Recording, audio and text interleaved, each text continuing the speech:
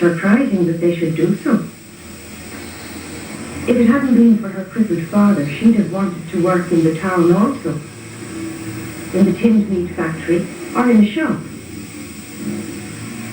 In the evenings, sitting with her father in the farmhouse, she often thought about the town, imagining the windows lit up to display their goods and the sweet shops still open, so that people could purchase chocolates or fruit to take with them to the cinema. But the town was 11 miles away, which was too far to cycle there and back for an evening's entertainment. When he listened to the news, her father read a Wild West novel, and Bridie washed the eggs she collected.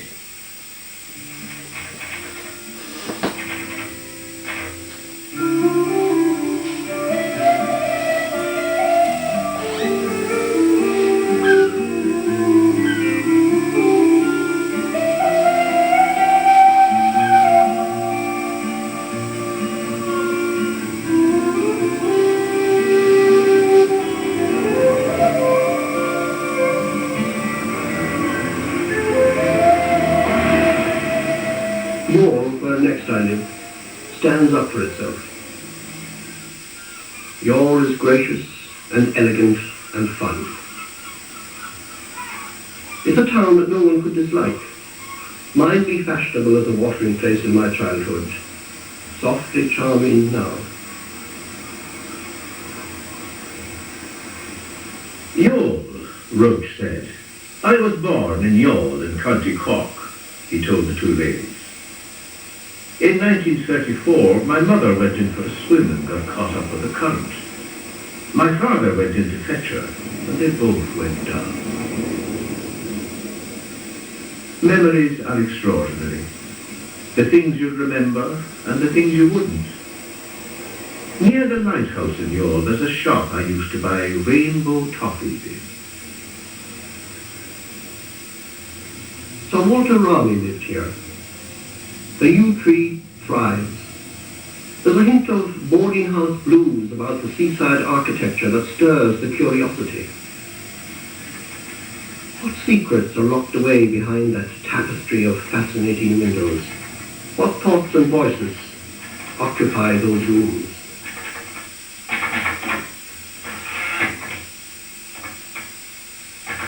The houses were colour-washed in pink or cream, in yellow, grey or blue.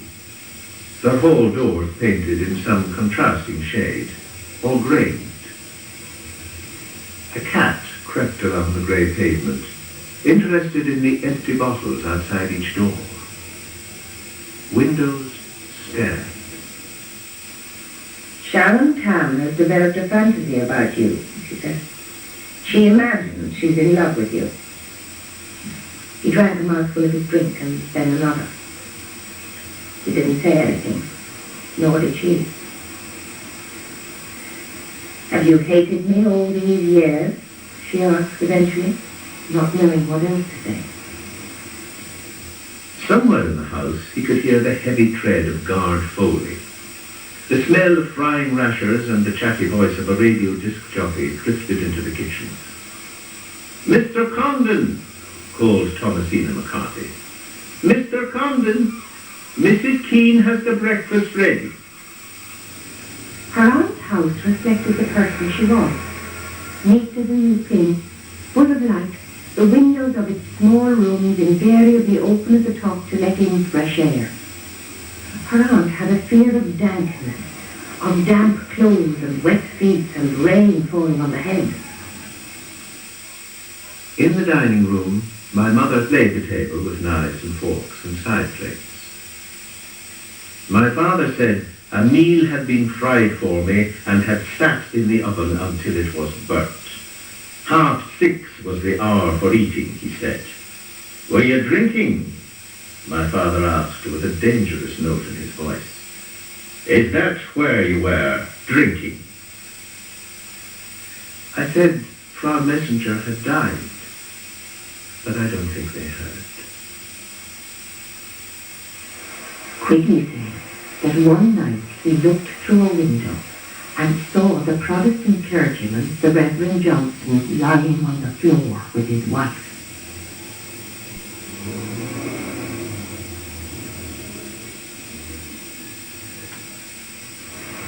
summer crowds have not yet arrived. It's chilly on the strand, among the remains of the old breakwaters, the promenades waiting for the sun.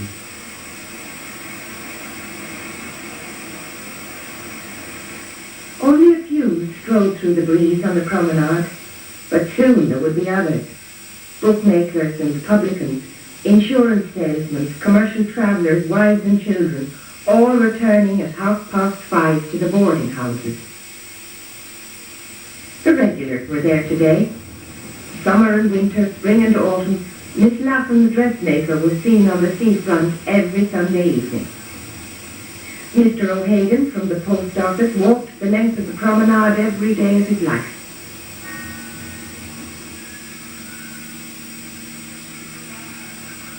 The memory lane that winds through the little towns of Ireland has its bundles of personal riches.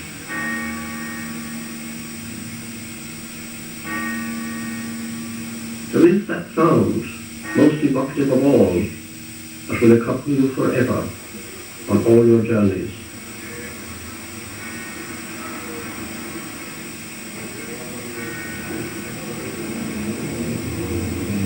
There is a smell of turf smoke on the damp town air, quite different from turf smoke in the countryside.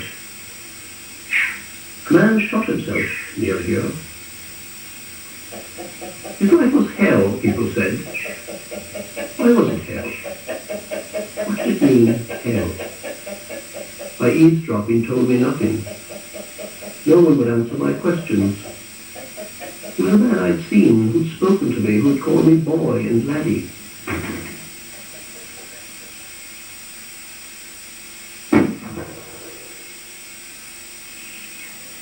She didn't tell you he took his life. The old woman crossed herself, her gesture as swift as it always was when she made it. She continued to pour her stout, expertly draining it down the side of her glass. "No," he replied. "She didn't tell me that." "Well, I'll tell you now. When Annie and me was 10 years old, our father took his life. Shame is the state Annie and me lived in.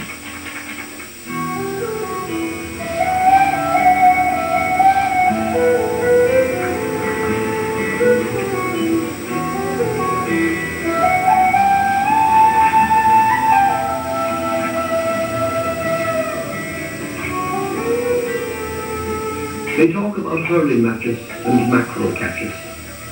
They gossip. They seriously discuss. There was a man in Youghal once upon a time who did a trick that people loved. He would weigh a bundle of nails in the palm of his hand and then, apparently, eat them. Old Zeb Miller was always good for a glacier mint. Featherby Ike, another man was called, no one knew why. It isn't nostalgia that pulls the fiction writer back into the past.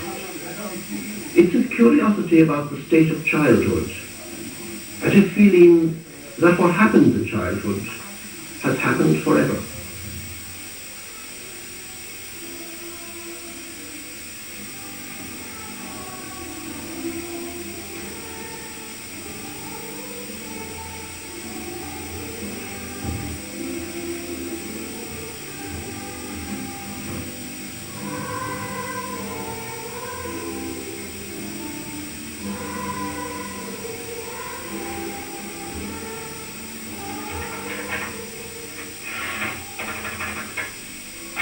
The Protestant boy, Derek Burkestle, didn't remain in the classroom for the catechism examinations, and he didn't come into prayers either.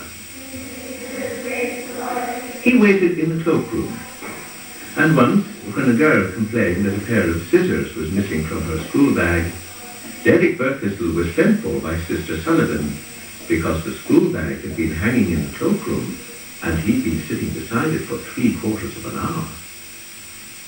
But Derek Burkestle hadn't taken the scissors. It turned out in the end that there hadn't been a pair of scissors in the girl's school bag at all. "Well, Derek," Father Pierce always said when Derek Burkestle returned to the classroom, Well, Derek, we had a great time with the catechism. Were you all right in the cloakroom? I was, Father. Well, that's grand. Joey, will you sing a verse of your song for Derek? So Joey Pellick sang another verse of The Meeting of the Waters. And when he finished, Father Pierce said, "There's a terrible old carry-on coming into the town, I hear. I hope none of you will be begging coppers to spend on the like of that."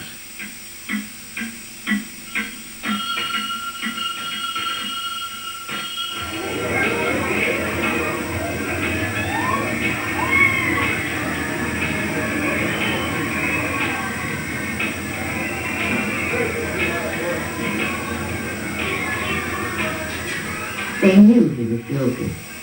There was no one better than Father Pierce at pretending he was serious. "Oh, I think there'll be coppers, that's all right," Sister Teresa Leone said.